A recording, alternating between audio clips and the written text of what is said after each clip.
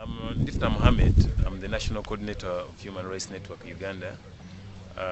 HURNET is a network of organizations focusing on issues of human rights in Uganda. And we have been central in terms of organizing a series of events to prepare civil society to maximize their engagement and participation in the review conference. And as far as the process of leveraging spaces and opportunities for civil society to participate, I can say we began as early as January, mainly arranging visits for state delegates to come to Uganda to interact with the different stakeholders, members of the public, the academia, legislators, and affected communities and victims. So we were able to visit a number of conflict areas in Uganda, mainly in northern Uganda and eastern Uganda, and hold a series of meetings with the state delegates and victims and affected communities, which were quite useful in terms of providing insight into the justice needs, concerns and aspirations of the victims.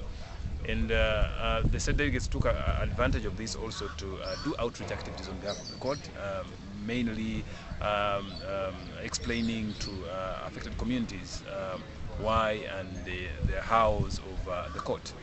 And we additionally organized a number of national dialogues on topical issues, including the impact of the Rome system on affected communities, with particular focus on children.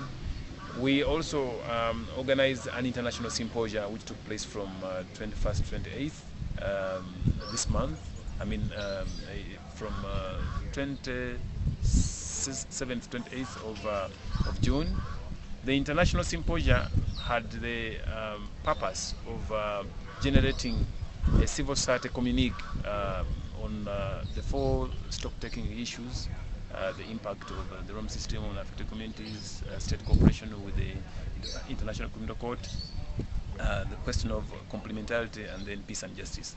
Those were the four broad areas that we held our discussions on, and at the end of the 2 days we were able to generate a communique that we presented to the President of the Assembly of State Parties, and brought to the attention of the formal processes and proceedings in the review conference.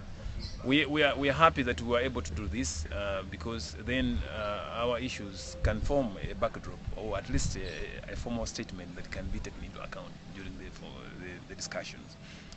We organized a football match with the victims and affected communities. This was something that we did with and for victims. It involved a number of organizing agents, namely INET, which is a local organization in northern Uganda, and then also Uganda Victims Foundation, and then No Peace Without Justice, who are very instrumental in organizing the match. The match provided an opportunity for the victims and the members of the affected communities to participate in a social but also very important event together with the UN Secretary General, the President of the Republic of Uganda, the President of the Assembly of the State Parties. It was an important advocacy moment where the victims who engaged the court, engaged the Assembly of State Parties, and then from 31st to date, a series of civil society side events were convened in the People's Space. The People's Space is a space that was devoted to featuring activities and events of civil society organizations that they have organized as side events in the review conference. As such, it was important because it enabled members of civil society to highlight the concerns and fears, anxieties, frustrations of victims and affected communities. They were also able to organize solidarity events for the court. Civil society organizations have closely followed the discussions on stock taking and also the crime of aggression, because we have a keen interest in seeing a stronger, effective, efficient, independent international criminal court.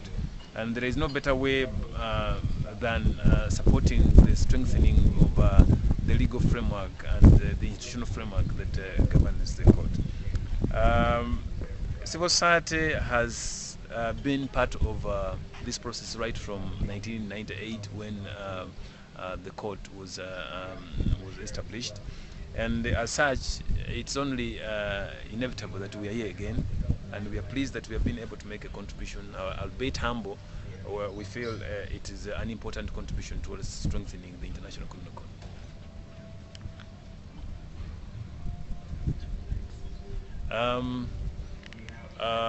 We will be looking at how best to carry the different strands and streams of